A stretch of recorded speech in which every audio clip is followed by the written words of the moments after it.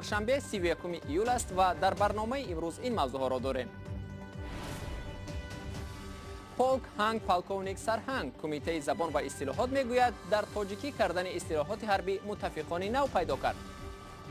چرا 20 اصطلاحی که به واسطه تاریخی هستی ما دولتداری ما لشکرداری های ما زنده میکند و باز افتخار ما بلند میکنه، ما چرا رو نوآوریم؟ 3 سال زندان برای 3 طلاق، حمایت از برابر حقوقی زنان و مردان و یا تعقیب مسلمانان در هندوستان. نشر نوار شکنجه محبوسان در قزاقستان چند نفر را از کرسی محروم کرد. اعتراض میکنم وضع زندان مرا روح افتاده کرده به خودکشی میرساند. برنامه را با خبرها از تاجیکستان آغاز میکنیم.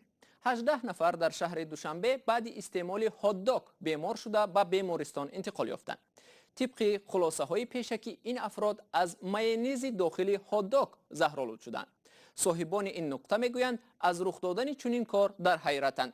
خبرنگاران رادیوی آزادی شهلای عبدالله و مولا رجب رسوفی به محل حادثه رفته در این باره تفصیلات بیشتر میدهند. مقامات میگن 18 نفر بعد از استعمال هات داگ از این نقطه خوراک‌های زودتیار شهر دوشنبه سلامتیشان بد شده است. حادثه بگاه یک شنبه 28 ایل رخ داده است. در این ساعت به گفته مقامات 18 نفر از جمله یک زن 63 ساله و چند جوان و نورس از نقطه زودتیار مقصد هات داگ خرید استعمال کردند و روز دیگرش مجبور شدند به بیمارخانه مراجعت کنند. به گفته مسئولین خدمات نظارت دولتی اپیدمیولوژی 18 نفر از بیماری التهاب شدید روده و معده به بیمارخانه مراجعت کردند و 4 نفر آنها به خانه رخصت شده، 14 نفر دیگر در بیمارخانه بستری شدند. حالا کارمندان خدمات نظارتی دولتی سانیتاری و اپیدمیولوژی به در نقطه زودتیار مقصد مهر زدند و فعالیت آن نیز موقتا منع شده است. مقامات میگویند که سبب‌های حادثه را تحقیق دارند و باید معین کنند که این 18 نفر دقیقاً از کدام حساب زهرآلود شدند و فرضیه پیشکی مقامات این است که این 18 نفر از حساب مایونزی که در داخل هات داگ استفاده می‌شود زهرآلود شدند. ولی مسئولین این نقطه زودتیار میگویند همه محصولاتی که از برای هات داگ استفاده میکردند تر و تازه بود و مقامات حالا منتظر نتیجه های تشخیص میباشند. فعلا همه 14 نفره که از خوردن هات داگ در این نقطه خوراک زودتیار سلامتیشان بد شده بود امروز چهارشنبه به خانه رخصت شدند و طبیبان میگن وضع سلامتی آنها فعلا خوب است. بیننده ارجمند، همکاران ما جزئیات این موضوع را هنوز تحقیق دارند و تفصیلات بیشتر را در سامانه cw.azadi.org می توانید پیدا کنید. اورورا و امورا نام نگذارید. کمیته زبان و اصطلاحات تاجیکستان میگوید این گونه نام ها قابل قبول نیست. این نکته در نشست خبری امروز در شهر دوشنبه ذکر شد. مسئولان کمیته زبان در این نشست همچنین به موقع خود درباره عوض کردن رتبه و اصطلاحات حربی به تاجیکی بار دیگر اصرار ورزیدند. زرانگیزی نوروز شاه ادامه می‌دهد. طرح برگردان کردن رتبه و اصطلاح‌های نظامی که از طرف گروه ویژه کوری بررسی شده بود برای تصدیق به مجلس نمایندگان پیشنهاد شده است. سال پیش کمیته زبان و اصطلاحات رتبه و اصطلاح‌های نظامی را به زبان تاجیکی برگردان و به مقامات پیشنهاد کرد. آن زمان وزارت دفاع ترجمه رتبه‌های حربی را به زبان تاجیکی نادرست و نه چندان مهم ارزیابی کرد. بعداً این موضوع در گروه ویژه کوری در نزد شورای امنیت وزارت دفاع دوباره بررسی شد. حالا کمیته زبان امید دارد ضمن اصلاح قانون عهده‌داری‌های حربی این پیشنهاد آنها هم به نظر گرفته می شود. مسئولین کمیته میگویند سر این موضوع در گروه کوری بحث و نافهمی ها زیاد بود. هزارها کلمه ها رو اصطلاحات رو در این دوران 30 سال استقلالیت از خود کردیم. چرا 20 اصطلاحی که به واسطه تاریخی هستی ما دولتداری ما لشکرداری های ما زنده میکند و باز افتخار ما بلند میکنه، ما چرا رو نوآوریم؟ مسئله برگردان کردن رتبه‌های حربی به زبان تاجیکی هم بارها در صفحه‌های مطبوعات و شبکه‌های اجتماعی مورد بحث قرار گرفته است. برخی از کارشناسان با نظر داشت نفوذ روسیه در تاجیکستان تاجیکی شدن رتبه‌های حربی را ناممکن می‌دانند. خیلی کس هم خیلی قبول میشه، زیرا اینا علاقه مدت زیاده از 100 سال در خون و پوست ما جایگیری شده هستند. اندیشه های ما در سمت حربی روسیه است، لباس های ما روسیه است. جانبداران پیشنهاد کمیته زبان و اصطلاحات برای تاجیکی کردن رتبه و فرمانهای حربی هم خیلی زیادند. تاجیکان قبل از روس‌ها و بعضی همسایه‌های ما که در در نزدیک ما میزیستند، تاجیکان دارای رتبه‌های حربی بودند به مانند سپهسالار و اگر ما به تاریخی از این هم بیشتر دورتر نظر افکنیم، مثلا دوره هخامنشیان یا ساسانیان یا اشکانیان، در اون زمان هم نیز سابقه خیلی زیاد دارد. با این وجود برخی از دانشمندان تاجیک بر این باورند که به تاجیکی تبدیل کردن اصطلاح‌های حربی که 100 سال اخیر رایج هستند مهم اما خیلی مشکل است. اگر آنها زبان رو می‌دانستند با کلمه سرهنگ ایراد نمی‌گرفتند و باز تمسخر نمی‌کردند که سرهنگ این هنگ. در صورت قبول و تصدیق شدن اصطلاح‌های تاجیکی رتبه‌های حربی، نظامیان تاجیک باید با رتبه‌های گنرال و پلکوونیک که میراث دوران شوروی سابق است خیر و خوش کنند و به جای آن اصطلاح سالار و سرهنگ را استفاده برند.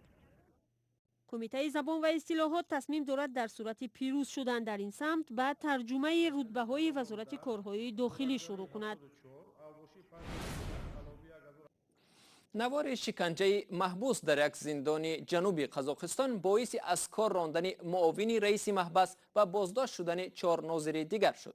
ایرلند تورغونبایف وزیر کارهای داخلی قزاقستان روز 30 ایول به خبرنگاران گفت که نسبت ناظران بازداشت شده پرونده جنایتی باز شده است. استفاده شکنجه در زندانهای قزاقستان چندین سال این جانب از سوی حامیان حقوق داخلی و بین المللی تنقید شده است. تفصیلات بیشتر در گزارش اسکندری خواجه میرزاده. در شبکه‌های اجتماعی نواری وحشتناک پهن شده است که در آن ظاهراً شکنجه محبوسان یکی از زندان‌های قزاقستان به نظر می‌رسد. می‌خوای شکایت کنی؟ نه. واقعاً؟ نه، شکایت نمی‌کنم. در یک دیدن نوارهای ویدیو که در شبکه یوتیوب جای داده شده اند، شکنجه محبوسان در زندان زریچنی واقع در نزدیکی شهر المعطا مشاهده می شود. در یکی از نوارها محبوس 26 ساله دمیتری ارتیوشنکو از دادستانها کمک خواسته تاکید می کند که وضع رقت‌آور زندان او را به حالت خودکشی رسانده است.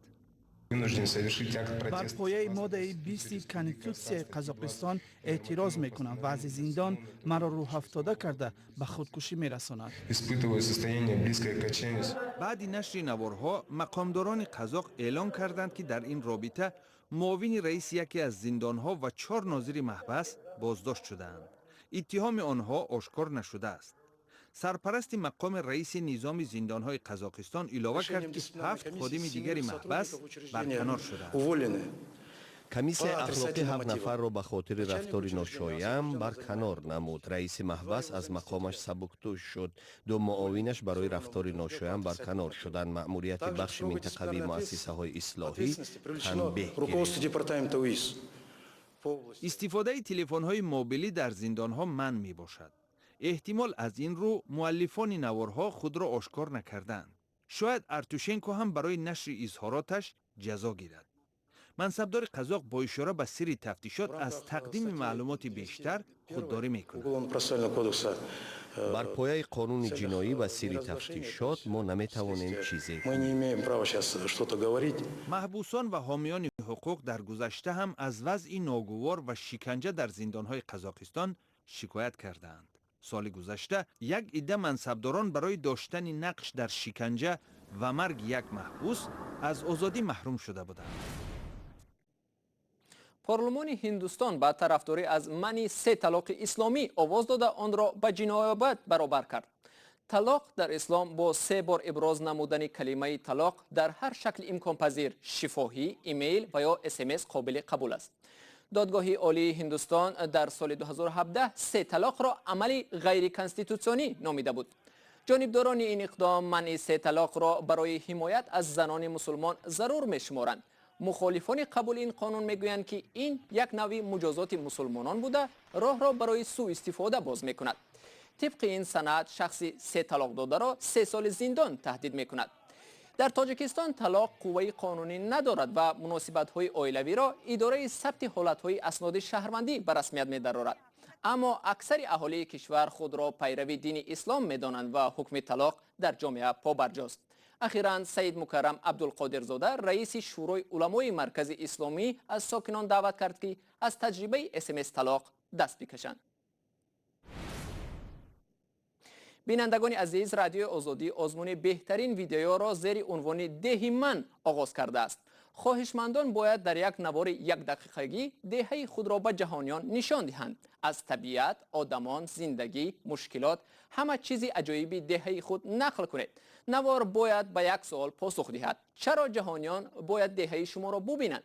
نوارهای خود را می توانید با واتساپ، ایمو، تلگرام و این صحیفه رادیو آزادی بفرستید. مهلت قبول نوارها تا 1 سپتامبر سال 2019 است. صاحبکاران چین میگویند در تاجیکستان خود را خیلی خوب حس میکنند و با مقامات مشکلی ندارند. این است که سرمایه‌گذاران چین یک پای دیگر کارخانه ها را در تاجیکستان فعال کرده و کارگران چینی را هم به کار جلب میکنند، در حالی که خود صاحبکاران تاجیک از فشار، طمع‌جویی و سرباری گرانی انداز پیوسته شکایت دارند. سری موفقیت صاحبکاران چین در تاجیکستان چیست؟ پاسخ این سال در گزارش تلویزیونی نسته شوریمه که مولا رجب یوسفی آن را تقدیم میکند. خواکسین سمنت شرکت چینایی یکی از سرمایه‌گذاران بزرگ در صنعت تاجیکستان است. شرکت در 2 سال 2 کارخانه ساخت و هر سال بیش از 2 میلیون تن سمنت استحصال میکند که 3/1 سمنت کل کشور است. خواکسین در تاجیکستان از امتیازهای اندازه برخوردار است. وقتی کارخانه خواکسین ساخته شد، در تاجیکستان هنوز سمنتی نوعی اعلی استحصال نمیشد. آن را با نرخی گران از پاکستان و دیگر کشورها می آوردند. ما کارخانه را از اینجا کشاده با نرخی ارزانتر سمنت استحصال کردیم که برای کل مردم کشور دسترس شد. به همین منوال ما سهم خود را در اقتصاد تاجیکستان گذاشتیم. کارخانه ما از پرداختی انداز 3 سال آزاد کرده شد تا اینکه ما در فرصتی کوتاه همه کارخانه را بنیاد کنیم.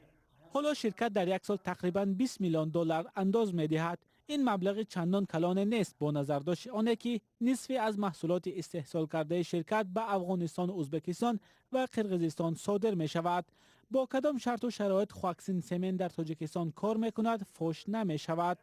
تنها این معلوم است که سرمایه‌گذاران چینی از مقام و موقع خود رضایند. مشکلات مثل فشار مقامات، طمع‌جویی، سرباری گرانی انداز که 10 شرکت در جمهوری با آن روبرویند، چینایی ها ندارند. ما تدریجاً متخصصان چینی را با متخصصان داخلی عوض می‌کنیم. این خراجات ما را کمتر می‌کند. مناسبت ما با حکومت بسیار خوب است. ما دائم با حکومت در تماس هستیم و به کار ما کسی خلل نمی‌رساند. حکومت چین از دیرباز استحصالات را که محیط اطراف را آلوده می‌کند از قلمروش بیرون می‌برد، از جمله به تاجیکستان. ماموریت شرکت‌های سمنت چین اصرار می‌ورزند که آنها از فناوری‌های نوترین استفاده می‌کنند و پرتاب به محیط اطراف کم است. اما استحصال سمنت از سرچشمه‌های اساسی گازهای گلخانه‌ای، غبار و از ساحه‌های صنعت که بیش از همه محیط اطراف را آلوده می‌کنند اعتراف شده است. از این 7 کارخانه‌ای که ما کلونی که ما نامبر کردیم، 4 تا با استحصال سمنت، 2 کارخانه آن با استحصال خشت و 1 کارخانه با استحصال گچ کردن، یعنی گیپس کردن مشغول هستند، کار فعالیت کرده هستند که با جلب سرمایه جمهوری مردمی چین ساخته و استفاده شده است. حالت‌های نقص معیارهای زیست محیطی از سوی کارخانه‌های چین کم نیستند. ماه سال روان بنابر عرض ساکنان از دود غلیظ و گاز کربن 2 کارخانه خرد چینی که به تولید ارماتور مشغول بودند در دوشنبه بسته شدند. این کارخانه‌های خرد قریب 10 سال باز تا زمان بسته شدن متل می‌گداختند. وقتی برنامه امروز به پایان رسید، اخباری از این بیشتر در صحیفه آزادی ویدیو در یوتیوب و صحیفه رادیو آزادی در فیسبوک و ادنا کلاسیکی و توییتر ببینید. فردا صبح بر وقت نوید بامدادی تقدیمشان می‌شود. تا آن دم خدا نگهداری هر یکی شما باشد.